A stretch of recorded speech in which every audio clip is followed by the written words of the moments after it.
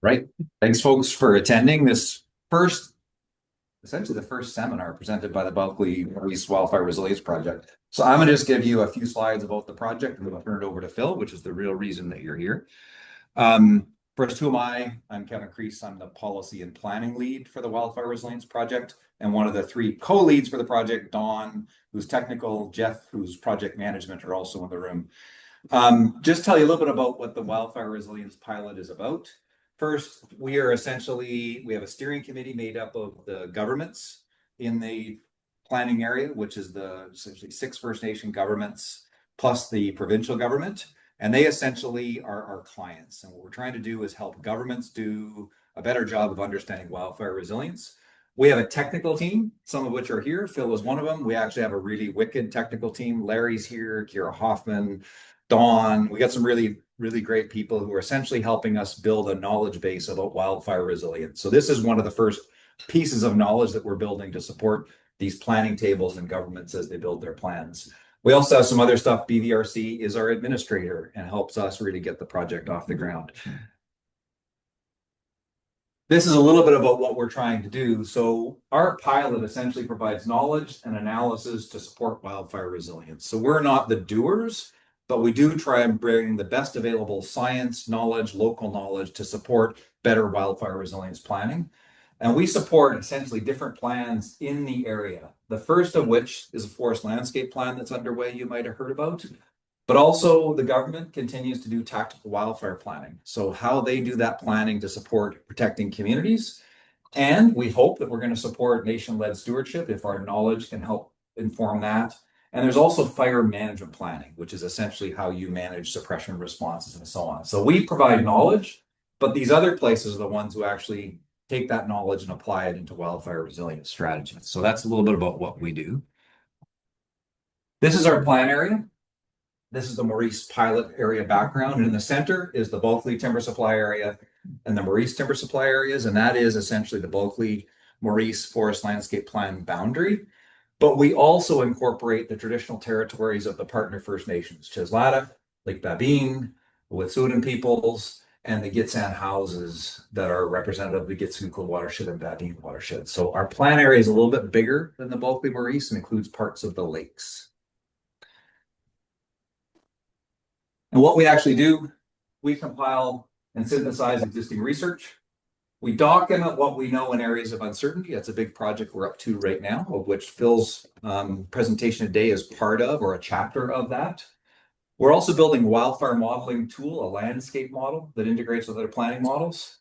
And we help build management scenarios that support land managers. That's kind of where we're going in the long term. But what we don't do is really new research. We're not out there on the ground measuring plots and all that kind of stuff.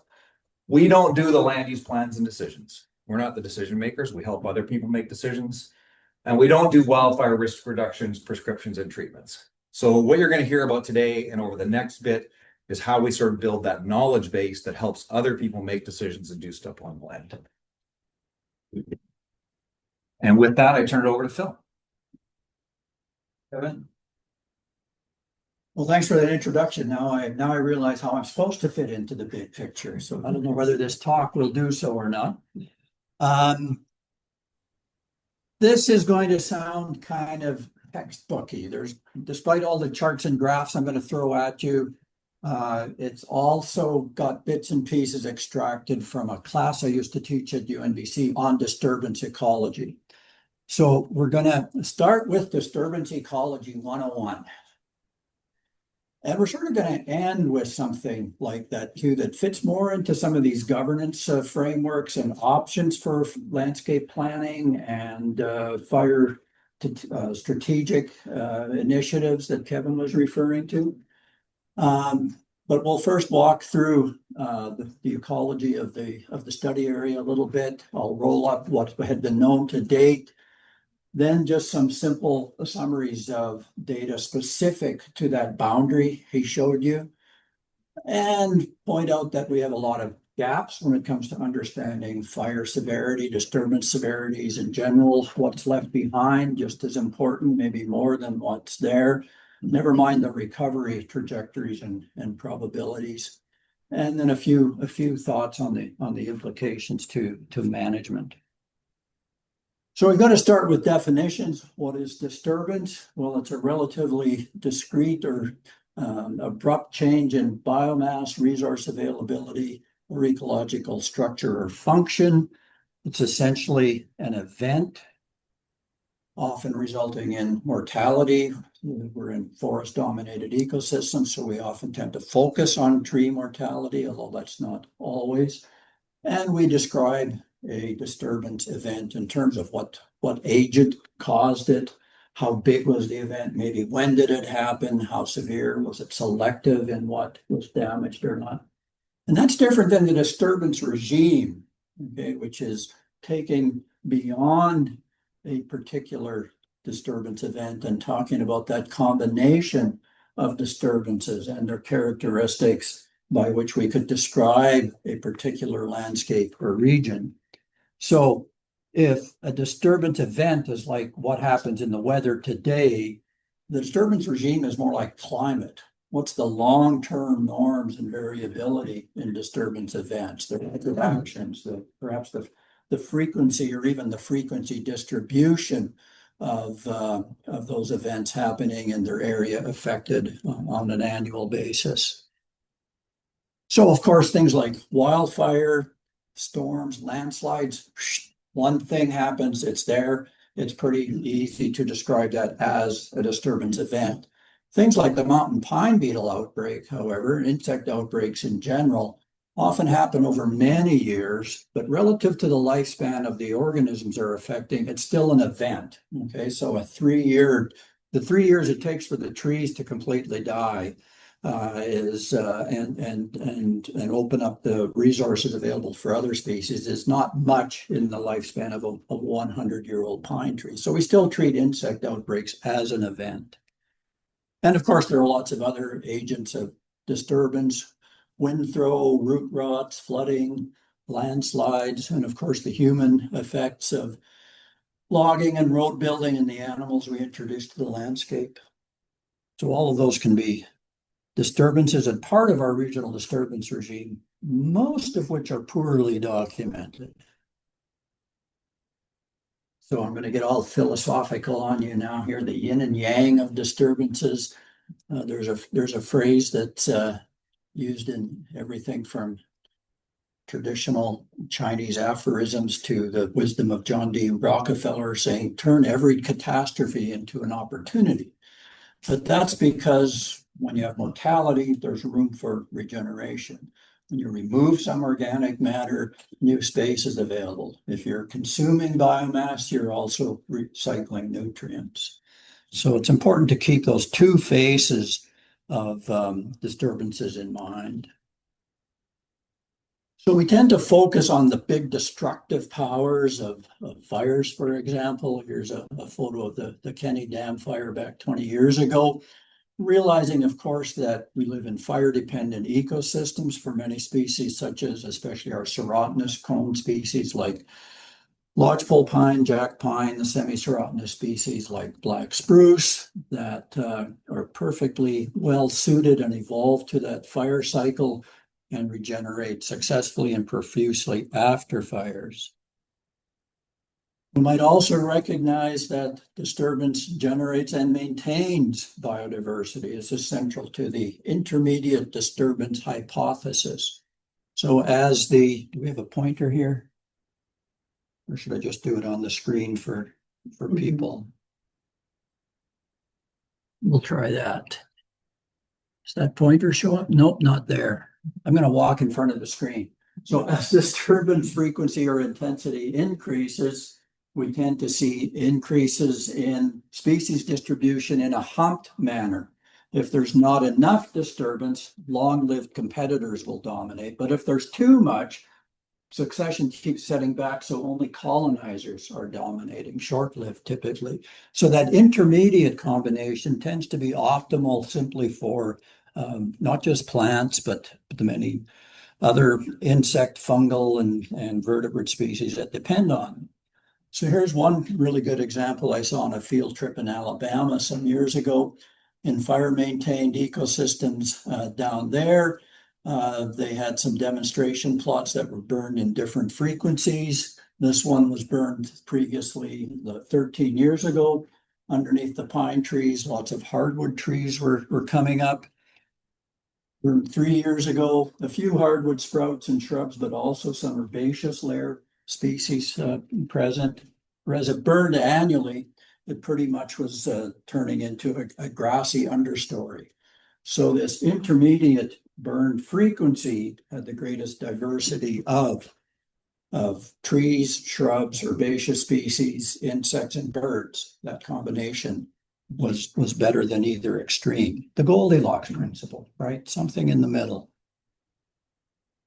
Now, what remains is just as important as what was killed or consumed. We want to pay attention to residual structure or biological legacies that not only show what was there in the past, but also provide a bridge to the future. Many species are specialized on disturbed habitats, on killed trees, on dead wood, whether it's longhorn beetles or black-backed woodpeckers, bicknells, geranium, corydalus, all sorts of species thrive in that disturbed environment.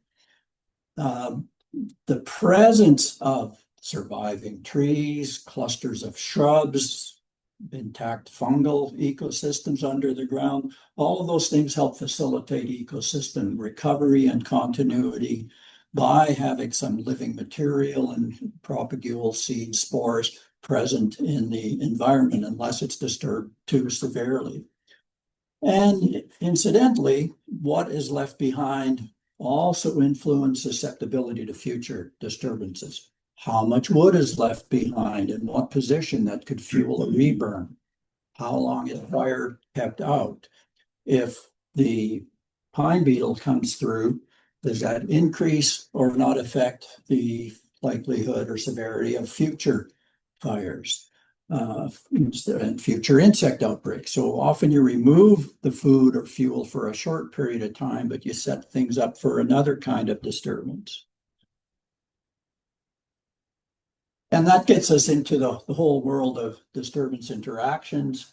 About 10 years ago, some colleagues and I did a field trip around BC that resulted in this bioscience publication in which we specifically highlighted this interaction between beetles and fire, setting itself up for a disturbance loop, as we called it. One having a likelihood of it leading to the other, and then back to the beetle outbreak again, eventually, if you have even age stands. So moving into an attempt to quantify some of these things, how do we describe individual disturbances? Well, so much depends on the scale that we want to look at and whether we're going to undertake plot sampling or mapped overviews. Depends on the objectives of trying to document or quantify things. Some standard approaches are to describe the percent disruption or mortality to overstory, understory, and soil layers. Percent mortality specifically of trees, of the overstory is what we typically focus on, but you could also look at the percent mortality of epiphytic lichens or of ground beetles, or whatever your topic of interest is. We're often measuring the loss of wood volume, biomass, or carbon, and then how much and over what time those things recover. So what's the potential for regeneration, that is recovery, versus degradation, that is the potential for the disturbance to having to shifted the system into a new or alternative state. And I'll touch on some of those concepts in the following. So one popular ground-based method is the dendrochronology approach, best illustrated with fire scars and the dating of those fire scars through ring counting, but it can also be applied with some finessing for things like spruce budworm outbreaks, drought episodes, glacial advance and retreat, flooding, all sorts of other techniques that are increasingly being used or increasingly being assessed with dendro methods. The other end of the scale is event mapping approaches. Now, we've been mapping wildfires and to a lesser extent insect outbreaks and other disturbances for probably 100 years in BC now. Steve Taylor at the Canadian Forest Service organized a valiant effort to digitize a lot of these paper maps that had been sitting in Forest Service offices over the years, and then supplementing them now with regular GPS mapping of fires or satellite-based monitoring that's pretty much reliable only since about 1984 in terms of covering that base. So we see here in satellite-based analysis, I think this was an August Landsat view of a July fire. So just with normalized vegetation indices, that shows up quite differently, what was burned and what was unburned, and using various ratios of the satellite bands, you can come up with severity maps as well. This is the difference normalized burn ratio that's most popular in terms of documenting the severe versus the moderate versus the lower unburned areas within a fire. Okay, on to our study area. Kevin's already showed you the broad perimeter. And if we look at it in terms of its dominant ecology that's climate constrained, we're all familiar, I think everybody in the room, with the biogeoclimatic zones. And we see that the map is mostly blue and what we call that purple, magenta. So it's mostly subboreal spruce and ESSF, Engelmann spruce, subalpine fir. So that means 85% of our study area nominally has the ability to support climax forests of spruce and fir. And for purposes of simplification, I'll kind of emphasize what we know about those sorts of areas. But we should note that even though it might have that tendency in old undisturbed stands to be uneven aged structures of interior hybrid or Engelmann spruce and subalpine fir, in fact, large areas, if not most areas, are dominated by early cereal species such as aspen and lodgepole pine. And that obviously reflects the disturbance history, the disturbance regime of the area. And that's something that we have to recognize as the reality as opposed to just the successional tendency on the landscape. So how have disturbances been documented in our study area in the past? Let's start with natural disturbance types, which are ensconced in all sorts of plans and regulations now. First having emerged in the Biodiversity Guidebook under the Forest Practices Code 30 years ago. So this is based on expert opinion of Ministry of Forest ecologists, in which the composition and stand structures, such as those differences in the relative abundance of early successional and late successional species, as I showed you in the previous slide, allowed a pretty reasonable interpretation of how often are stand replacing disturbances happening. So there's a big assumption here, as we also see in things like forest inventories and age class maps, that the world is dominated by even age stands caused by stand replacing events. And those were classified as rare, infrequent, or frequent, whereas some areas such as the southern interior, it's recognized that there are also stand maintaining events. Now the color didn't quite translate here because this should not be the yellow that's in this yellow. But anyway, in our study area, we're in what's typically called the NDT3 for the plateau country, whereas high elevations and into the cedar hemlock and western hemlock zones are in NDT2, whereby fire return intervals are 100 to 125 years in the plateau country and down in the Tweedsmuir, versus up to 200 in the wetter forests.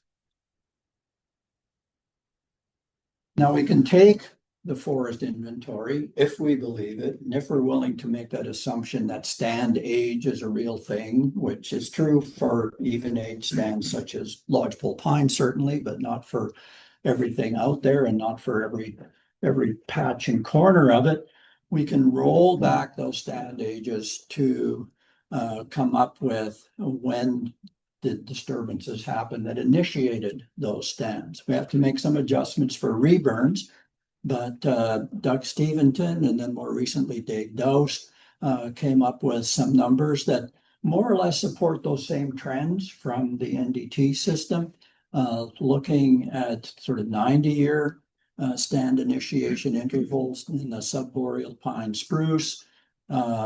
Similar for the SBSDK, the valley and plateau areas that most of us live in.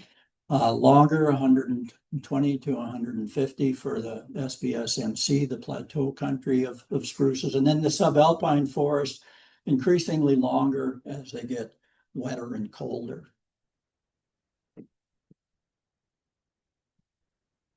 Similar analysis was done not by rollback. Let me start over again. A different analysis was done not by age class rollback, but this is one of the first in a series of analyses based on what was known from the mapped fires. If we go back to those methods shown earlier, those linen maps and those satellite images, Kirsten Campbell at UBC focused specifically on the SBSDK between Houston and Vanderhoof up to here in Smithers, and looked at what was available. Some events mapped all the way back to 1904. Nothing really reliable until maybe the 50s, but came up with an overall disturbance rate of 66% disturbed per year. But that breakdown, the breakdown in the cause, the agent of disturbance changed considerably before and after the 1950s. It shifted from dominantly fire to hardly any fire, and beetles picking up extensively and logging picking up extensively. No surprise there. So the next series will also focus on what's in the mapped database, the database of mapped fires, mapped insect and disease outbreaks. Jan Boulanger and I did a spatially constrained mapping and classification of homogeneous fire regime zones and fire and insect interaction zones. I'll just focus on the fire here. So we mapped polygons on a 20-kilometer grid based on the data available between 1956 and 96. So this is before the mountain pine beetle outbreak. And our area is dominated primarily by this homogeneous fire regime zone that we came up with had only 0.03% per year burning in that era, in that period, or 0.07 in the slightly northern portion. So pretty coarse, and this was a BC-wide analysis for which we're just focusing in on this one part. Other colleagues at the Canadian Forest Service did a similar analysis across the country, so it's even coarser, and my screenshot is even fuzzier. So Ernie et al. Published in 2020, only looked at fires greater than 50 hectares, only took the data from 1970 to 2016. And most of our area, again, that plateau country, they came up with a higher rate of burn, 0.13% per year. Some of these higher elevation areas, 0.12, and then into the wetter ones down to the 0.02% per year, with some interesting shifts and trends we see again and again in the relative contribution of summer and summer versus spring fires and human versus lightning causes. So in the lower elevation areas and areas populated and traveled by people, we tend to have more spring fires, and they tend to be more human caused. As we get up into the plateau and subalpine countries, we have more lightning fires, and they tend to be midsummer sort of July, August instead.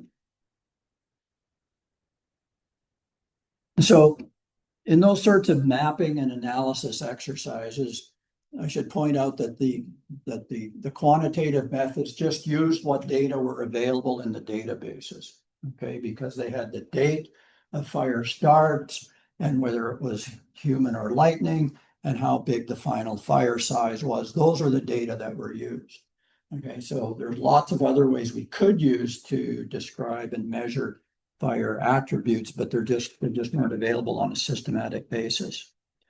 So switching gears completely, here's an example of the dendrochronological approach, and the only one I'm aware of in our study area. This was recently published by Kira Hoffman and colleagues, focusing in Tweedsmuir on Tesla areas around Tesla Lake. So this is sort of an intersection of three biogeoclimatic subzones there. And they managed to find trees dating back to the 1500s. So we've got a much longer time scope, one of the values of this approach. And they found that at cultural or lakeside sites, fire return interval in those repeatedly burned trees was as short as 8 to 12 years, implying a purposeful cultural or indigenous burning cycle. Upland, or where there was no indication of culturally modified trees, that fire return interval was still pretty short, 44 to 55 years. So now I'll just briefly summarize my own dive into the data that are available. And again, this is the mapped data. So we recognize right off the bat, we don't have that deep history.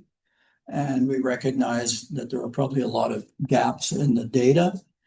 And I also undertook to not just look at it at the biogeoclimatic zone, but in some grouped zones that landscape ecologist Doug Lewis is suggesting as sort of intermediate between the NDT types and the different fire regime zones that Ernie et al. had recently published.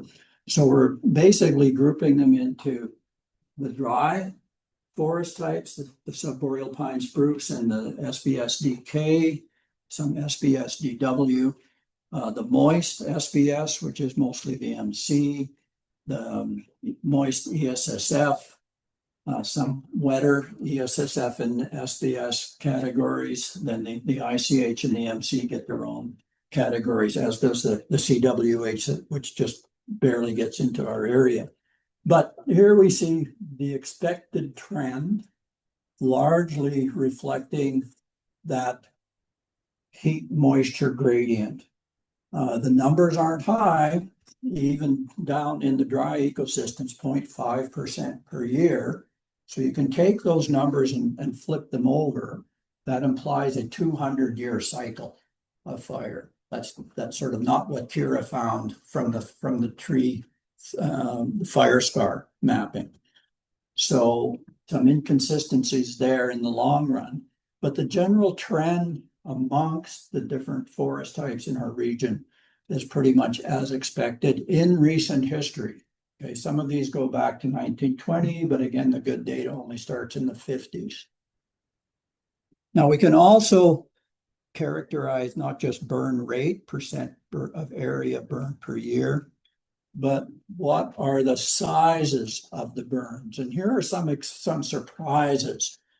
When we combine them into those groups, we don't see the biggest fires on average when they occur in the dry plateau or southern country. We see it in some of the wetter ones. Mountain hemlock, of all things, mountain hemlock zone had on average, not average, but again, median, an equal number above and below this number, the largest fires. But there only were a couple dozen of those fires.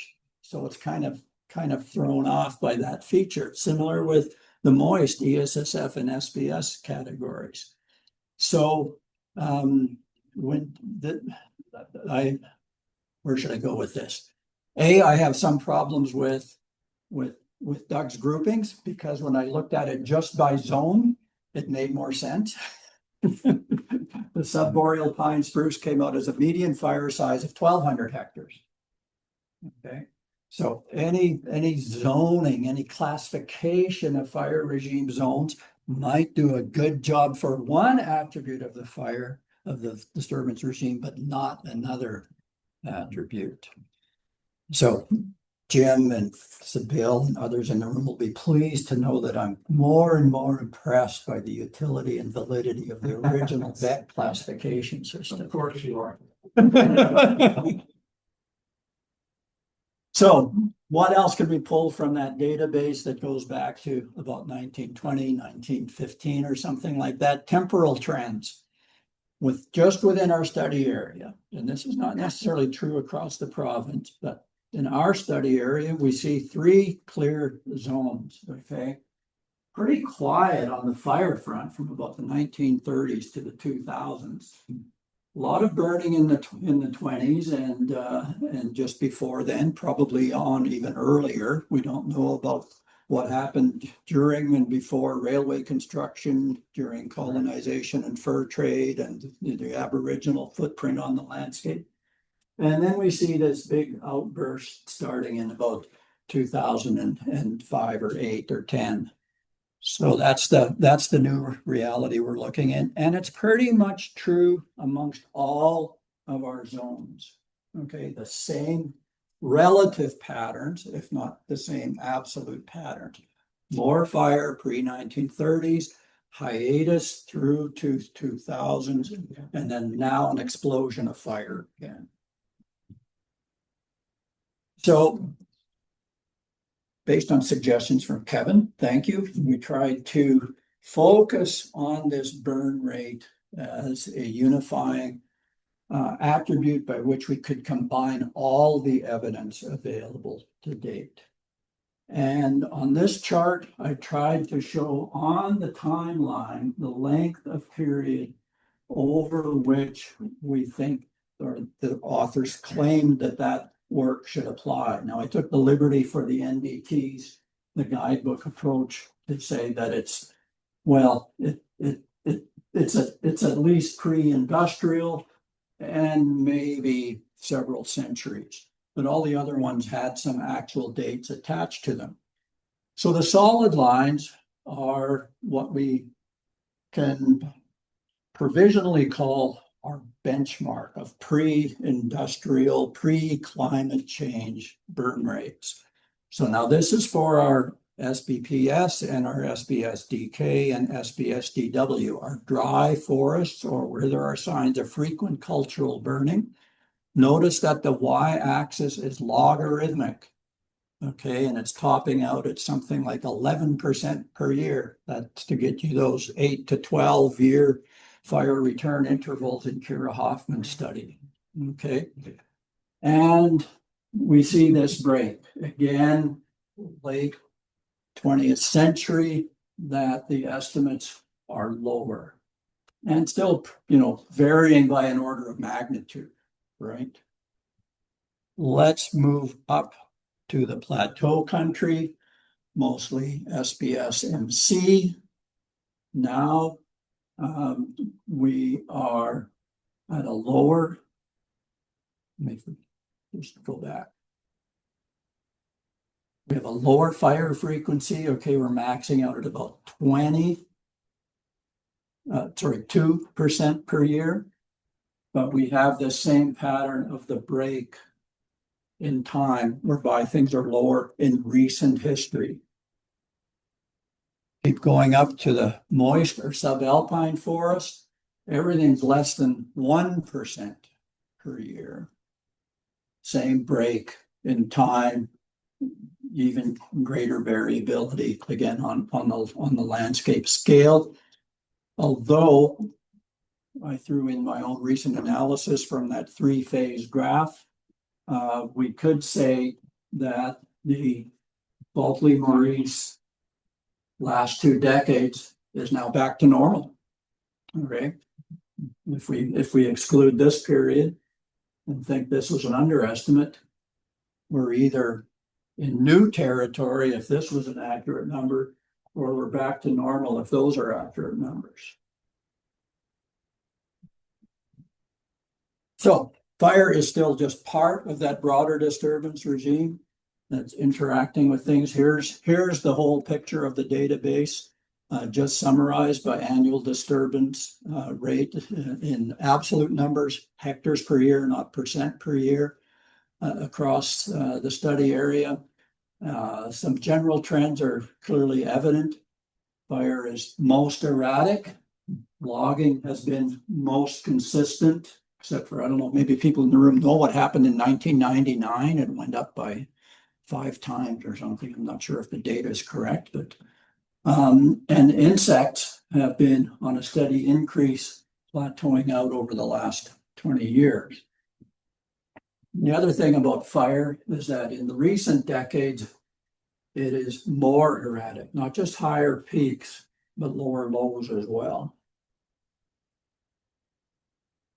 Let's look at the insect overview survey data, mostly about forest pests, that is insects, fungal pathogens, damage by mammals, and some other abiotic agents. There's some interesting data in there, a little bit about landslides, wind throw, and flooding, for example. But it's dominated by insect data. Starting with the SBTS, SBS dry, that grouping from Doug Lewis's approach. All of these things are highly dependent on what host species are there. So in the dry forest types, we have aspen and pine. So we have aspen leaf miner and mountain pine beetle. Now the aspen leaf miner doesn't actually qualify to meet my definition of a disturbance agent, though. It rarely results in mortality. It's reduced productivity of the trees for sure, but I don't know if we can call it a disturbance. So I threw that out in the second pie chart here. So pine beetle dominates with some fungal pathogens, which also tend to be a problem in second growth pine stands. Move up to the plateau country. We've got more spruce and subalpine fir. So we get balsam bark beetle and 2-year budworm. And up into the subalpine, even more and more balsam bark beetle. So let's review some assumptions and limitations in using map disturbances. So in working through that data, I had to assume that they were accurate, even if they were hand-drawn. Most of those aerial overview surveys of insect outbreaks are just drawn by guys in helicopters or fixed wing as they're going over the countryside. So it's pretty rough. We have to assume that for the years provided, that all of the fires or insect outbreaks were recorded for that year. But we know that's not true. Okay, 1920 had like 1 fire. Well, there were probably dozens, but we had 1. And I ignored the missing years. Therefore, there was nothing recorded in terms of a fire for 1934 and 1935. I assumed there were fires, but they just didn't document them. So other limitations. Well, we've got an extremely short window of available data to say what this landscape is wanting to have as a balance of disturbances. The data are undoubtedly incomplete, especially for older periods. We don't have a documentation or understanding of the skips or understory damage. And even comparing the pest severities and disturbance rates with things like fire is problematic for 2 reasons. One, their severity classes refer to the percent of the host, not a percent of the forest area. This was a problem in the media stories during the mountain pine beetle outbreak, where they were talking about these big gray areas of dead forest that had 50 to 75% dead pine trees. But the forest wasn't all pine trees. So it made the situation look worse than it was. Similarly, each of those annual dots on the chart reflect an ongoing outbreak and damage, not new events. So that's different than the new event of a fire each year. What about variation within and among disturbances? I was fortunate to be involved with some work done by Ruth Lloyd, Karen Price, and Dave Doust. This was in support of the Babine Special Management Zone, in which we did some retrospective analysis of fires, wind throw, and bark beetles.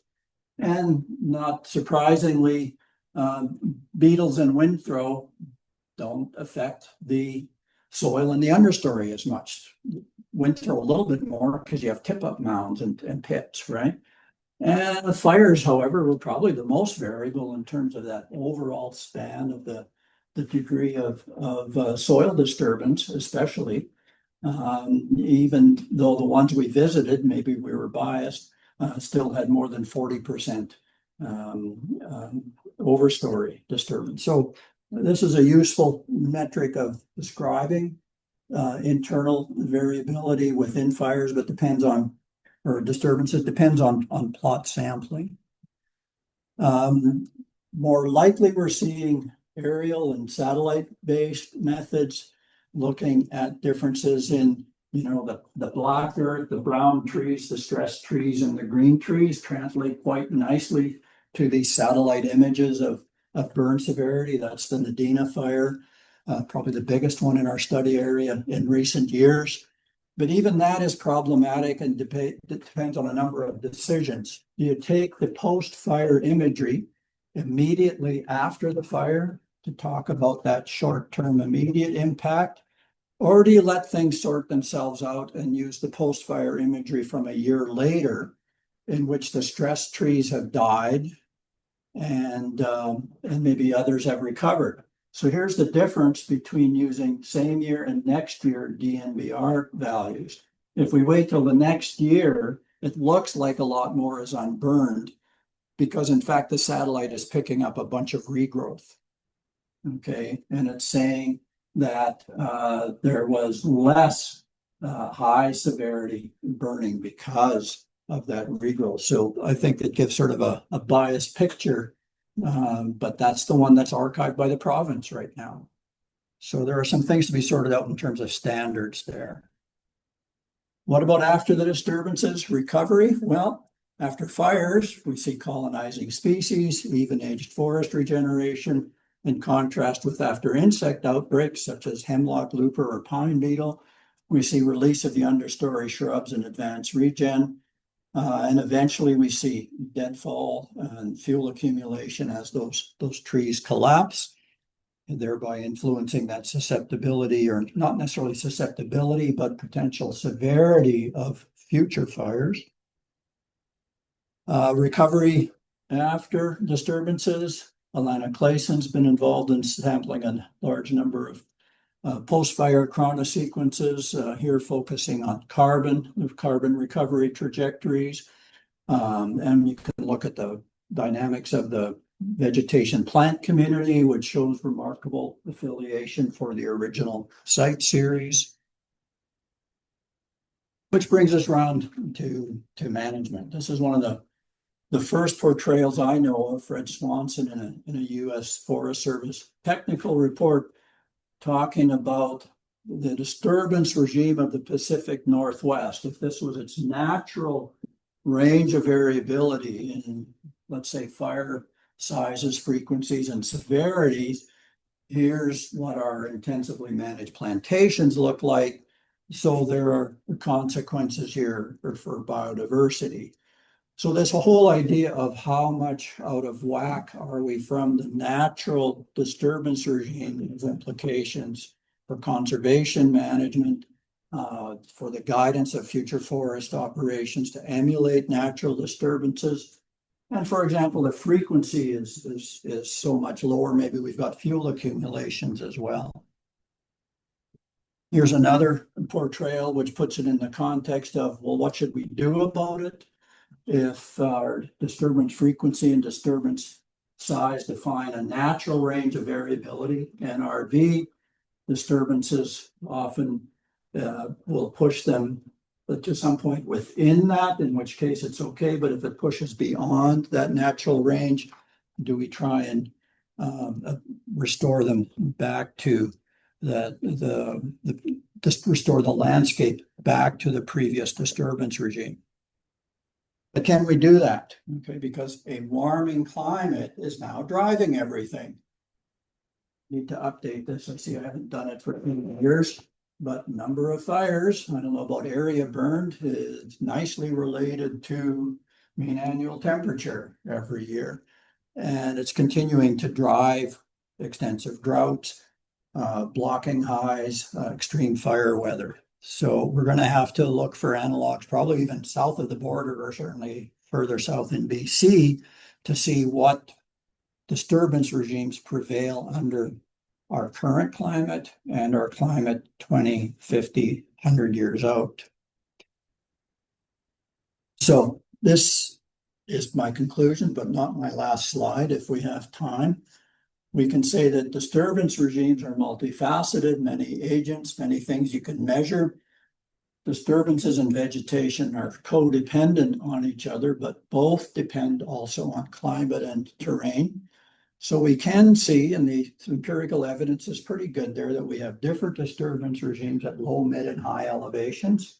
And that's probably going to be an enduring feature going forward. Even as the climate warms, it will be less warm in the subalpine, for example.